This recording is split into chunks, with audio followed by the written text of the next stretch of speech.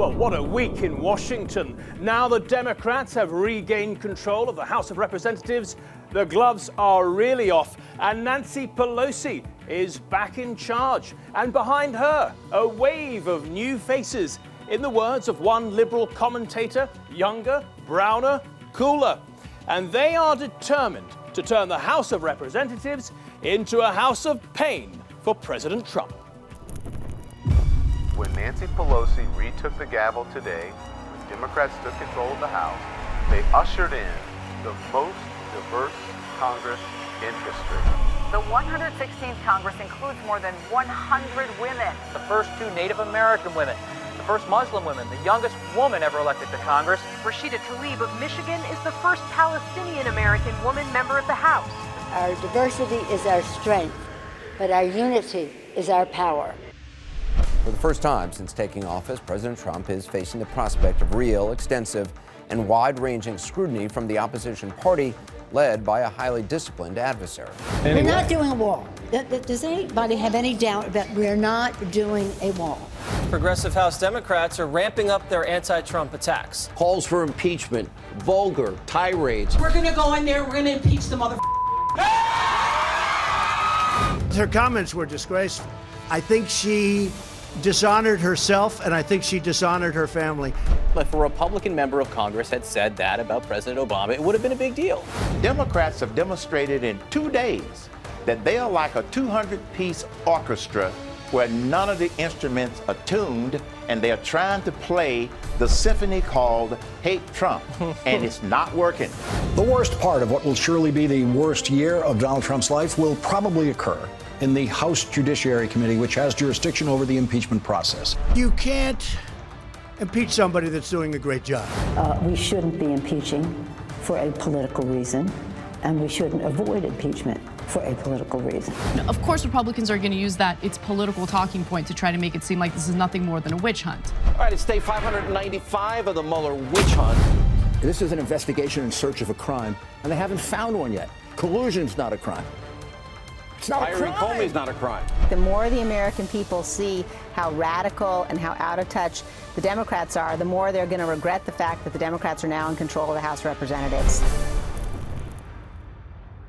And we have a great panel for you to discuss all of those issues. We have Mica Mosbacher, prominent Republican, part of Trump's 2020 re-election campaign. The Democrat academic Jason Nickel joins us from New York. Down in Texas, we have the Republican politician James White. But first, let's go to our man in Washington, and Simon Mark. Simon, you can really feel the difference this new year, this new Congress in Washington. No question about it, Matt. I mean, the year has begun with a vengeance here, and a real political vengeance as far as Democrats are concerned towards Donald Trump. You heard someone there saying that the Democrats are playing this symphony called Hate Trump, and it's not working. The reality is the symphony that they're playing is all about holding Trump to account. That's what the House of Representatives and the US Senate are supposed to do under the terms of the Constitution. And so this younger, browner, cooler, far less experienced, far less mature cadre of Democrats are coming here, sending subpoenas up to various government departments. They're going to be dragging senior Trump administration officials up to Capitol Hill to explain their conduct. And guess what? That's exactly what they're supposed to be doing. And of course, they're holding back the wall that President Trump wants so badly. Let's turn to the first Palestinian American Congresswoman, Rasheda Delay. Now, she has been caught on camera saying she wants to impeach President Trump. I won't use the words, much to your relief, that she used. But does that reflect the Democrats' priorities right now? No, it certainly doesn't reflect Nancy Pelosi's priorities, the Speaker of the House of Representatives, because they know that if you move forward with impeachment proceedings, and remember, impeachment proceedings have to begin in the House of Representatives under the terms of the Constitution. That's a bit of a lightning rod. Why grasp the nettle right now when you can allow senior figures of the Trump administration to come to Capitol Hill, testify on a variety of issues, and perhaps provide further incriminating information that you can then later use in impeachment proceedings if and when you have to use them. Nancy Pelosi, though, knows she's got to corral this group of younger, browner, cooler Democrats, including Rasheda Delay, because the language that she used was a disaster for the Democratic leadership. It was the last thing they wanted to see at a time when Democrats, ahead of the 2020 presidential election, want to say, look, we are sufficiently grounded that you can trust us to be responsible in government. Simon, the older and more experienced Democrats, they seem to be saying, look, just wait a little bit. You need patience. And the younger ones are sort of chomping at the bit to go for Donald Trump. Is there actually a deeper schism here between the new faces, the freshmen, and the more established veteran Democrat politicians? Look, I think there's as much of a schism on the Democratic side of the aisle as there is on the Republican side of the aisle. You saw that in the last presidential election when Bernie Sanders almost beat Hillary Clinton in the race for the Democratic Party's presidential nomination. There's vast gulfs of different policy approaches between the left of the Democratic Party, epitomized by some of these younger members of Congress, like Alexandria Ocasio-Cortez from New York, and more centrist figures, epitomized by former Vice President Joe Biden, who might throw his hat into the presidential race over the course of the next couple of weeks. But the older Democrats also know that, like Barack Obama before him, Donald Trump made a big mistake. If he really wanted to build that wall, he should have got on and done it during the first 2 years of his administration when Republicans were in the ascendancy on Capitol Hill. Simon, thank you for that update from Washington. Well, the freshman class of Democrats are clearly eager to assert themselves, but right now they've got to fall in line behind the leader of the House, Nancy Pelosi. Critics, both inside and outside her party, say at 78, perhaps she's not as sharp as she once was. And here she is at the end of her speech last week. Listen carefully. God bless you all, and God bless the United States of America. Thank you. I think I skipped a couple pages. I'm not sure. And that's not the first time she's been a bit confused in recent months. Here's a couple of other examples. He operates this way. First, he tries to charm you. President Bush tries to charm you. I said President Bush. I'm sorry, I meant to say. It's hard for me to say it, you know. Affecting California very directly is the Affordable Care Act. President Bush has come out against that. We've seen nothing that we can work, but I can work with President Bush on it. Whoever wins understands the priorities of the American people, and they are not with President Bush. Excuse me. I'm so sorry, President Bush. I never thought I'd pray for the day that you were president again. Well, it happens to us all from time to time. Let's go to Jason now, our academic, who's also a Democrat. Jason, some humorous examples, but tell me, do the Democrats feel she's still the right woman for the job? Absolutely. I think that she has proven herself to be a really strong leader, and she does. I mean, she's extremely effective. You would have not gotten ACA without her. She makes some missteps. The other day, she recently made a comment where she said all lives matter, which we all know is pretty much a racist term. Instead of saying, you know, just leaving it at Black Lives Matter. She's made a lot of missteps, but we know that she's an effective leader, and she's doing a pretty good job so far. Do you see a schism in the party? We have Rasheda Delay there calling for the impeachment, and that she's going to go to the Capitol Hill, and that's going to be her priority. Do you see a split in Democrat priorities? I don't. I mean, I think that the younger, browner, cooler people are trying to push more progressive policies, and I think that they are pushing the entire party to the left. And really, the person who's doing that is Donald Trump.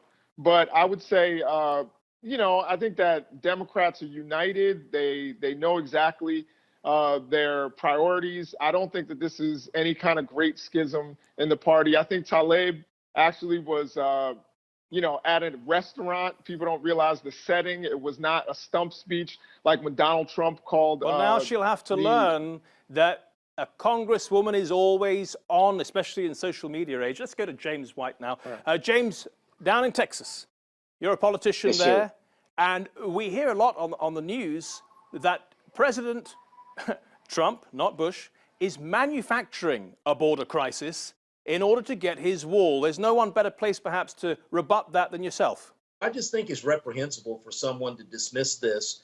This is a humanitarian crisis that we have happening on our southern border. We have a security crisis. The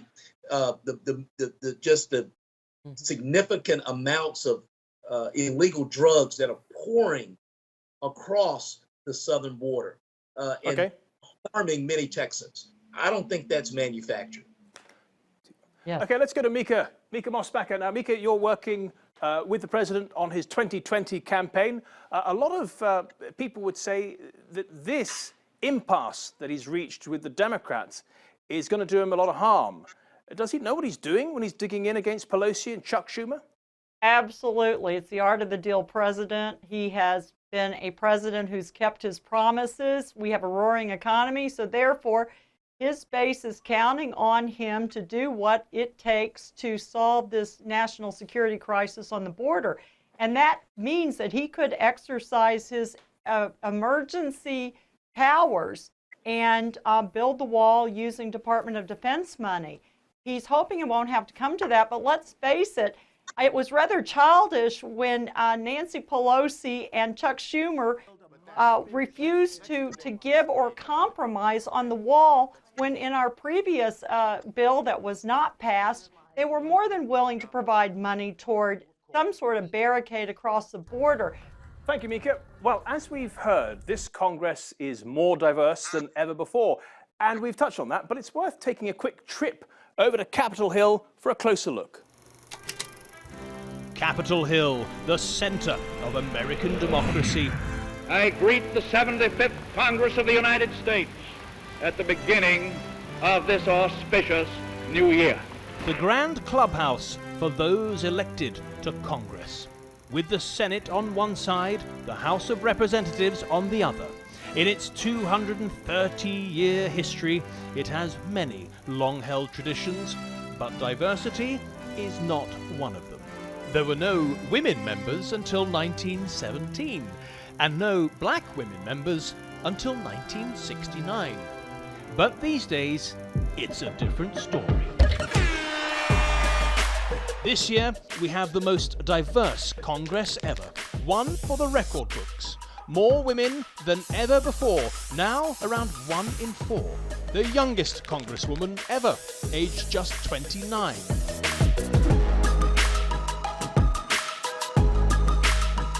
The first Native American Congresswoman. And now I'm ready to get to work representing all of you in Washington, D.C. And for the first time, Muslim Congresswomen. Ilhan Omar's journey is particularly amazing, coming from a refugee camp in Kenya all the way to Capitol Hill in just 23 years. Congress even abolished its 181-year-old ban on headwear to allow her to become the first woman to wear a hijab in the chamber, only in America. The most diverse Congress ever. But are they ready for the challenges waiting for them? Exactly. Let's go to Jason now. Jason, the idea that this is the most diverse Congress ever, it's true, but does it make any difference? So I think the answer to that is yes and no. It depends on how they approach it. I do think that America, the United States of America, is a diverse country. If we want to represent all of our citizens, we need to have a diverse Congress. And you know, particularly at this prehistorical moment, Donald Trump has the least diverse cabinet in the history, or at least in the last 40 years of our history. So I think it's good that the American people said that we want representation that looks like us. Okay, back down to Texas. James, is diversity a big issue for you? Does this new Congress excite you? Well, I think as far as the new Congress exciting me, that's an assessment we're just going to have to make at the end of the Congress on their accomplishments. Obviously, I love diversity. I find it quite interesting that diversity covers just about everything except black Republicans. Well, there is that. But what it's not often. Well, it's not often stated. Do you sometimes feel you're not allowed to be a black Republican? No, I didn't the broader say that. population. I didn't say that. I just, whenever I look at these little reports, and I see one back here at home where it's talking about the Texas legislature, and in the bean counting, we don't usually count black Republicans. Jason, is there an intolerance for, or perhaps not enough celebration of black people who want to be Republicans?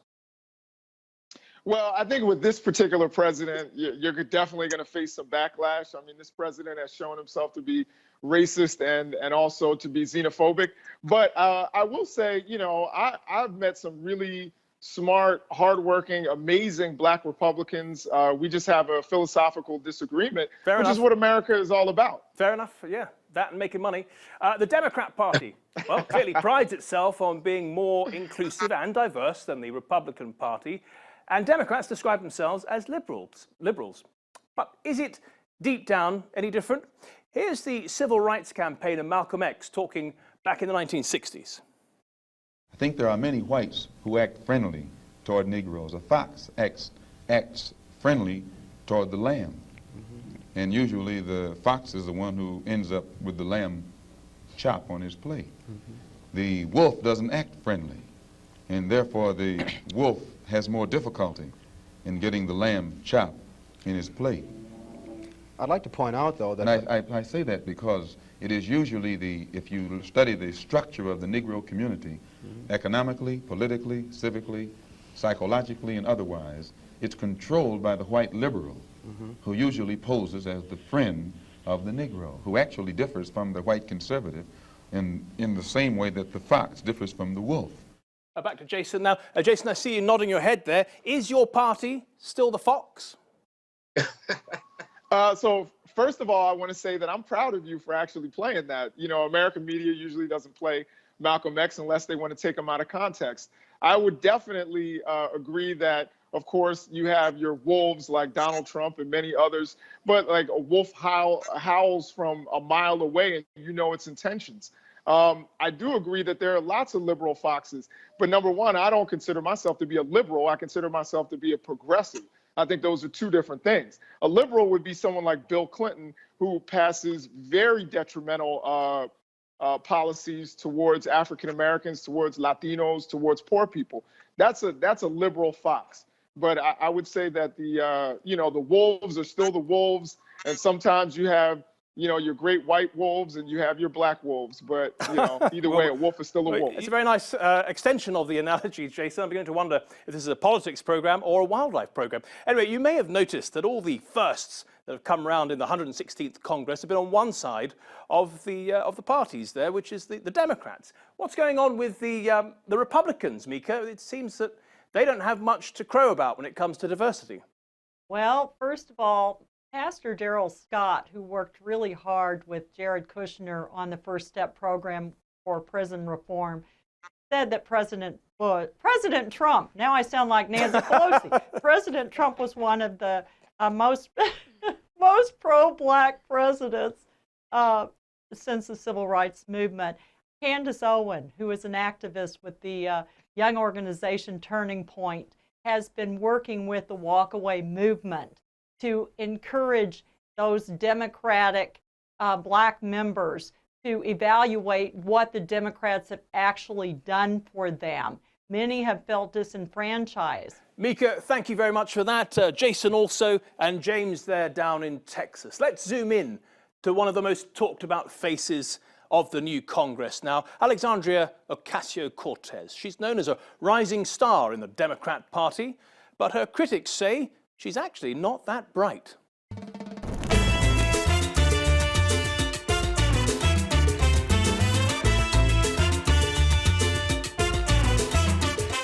"28-year-old political newcomer emerges as a star. Alexandria Ocasio-Cortez, love this girl. At 29 years old, she will become the youngest serving congresswoman ever. Her win caught the attention of President Trump. A young woman who had a lot of energy. She had a lot of energy. I don't think he knows how to deal with a girl from the Bronx. A lot of people said this 28-year-old bartender who isn't qualified. You went to Boston University, you studied economics and international relations, you worked for Ted Kennedy, you worked for Bernie Sanders, you've been a political activist. People should know that. I believe that no person in America should be too poor to live. Improved and expanded Medicare for all, health care for every single person in America is what we deserve as a nation. Moss. But is she all sizzle and no steak?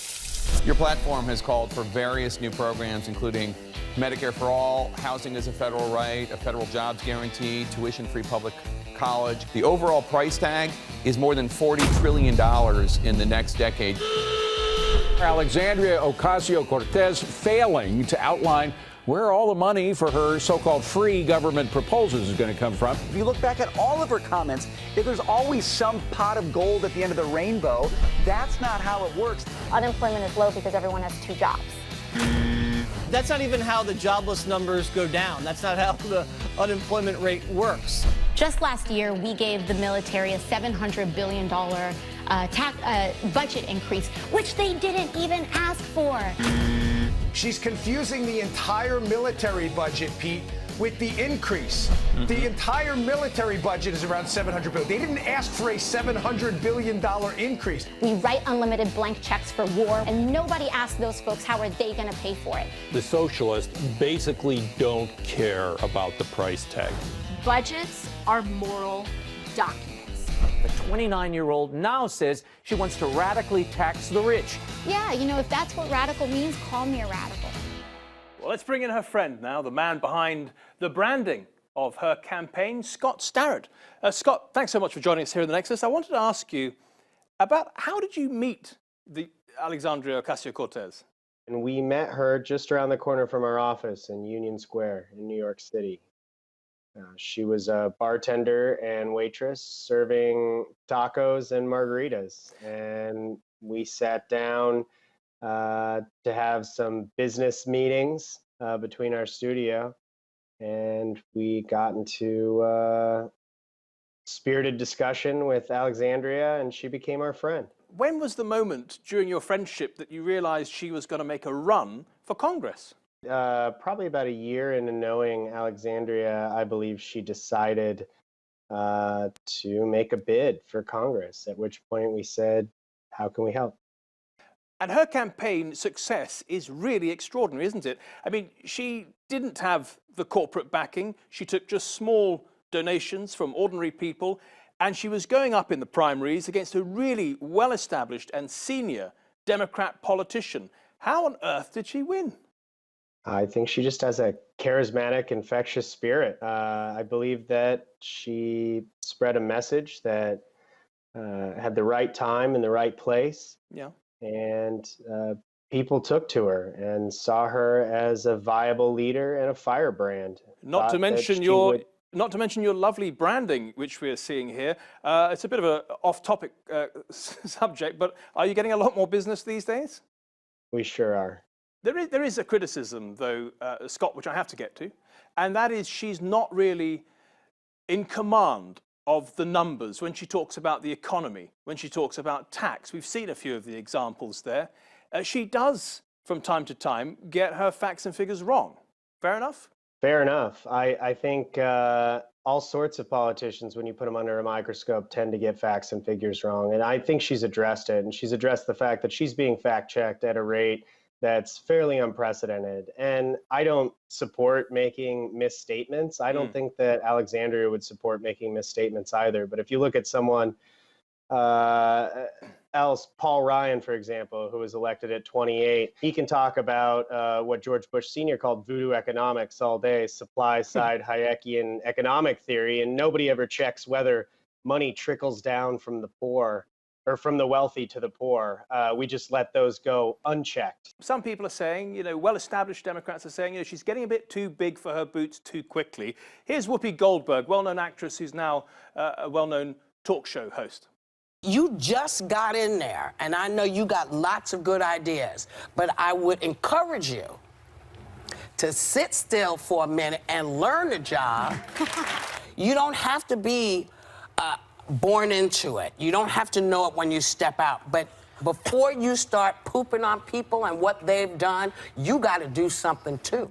Scott, what do you make of that criticism that she's going too hard, too fast, and she doesn't actually give due respect to the long-serving Democrats? Well, I think Alexandria is a smart woman. I think she'll listen to all the criticism that comes her way, and she'll interpret it as best she can. Where do you see your friend Alexandria Ocasio-Cortez in a few years' time? Do you see her going even further?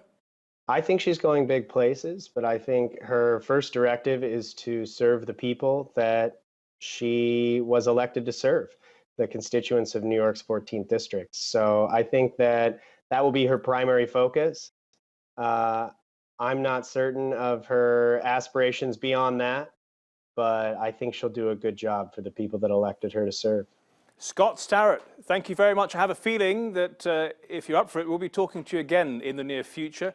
Scott Starrett there, he did Alexandria Ocasio-Cortez's branding and has a unique insight into her character.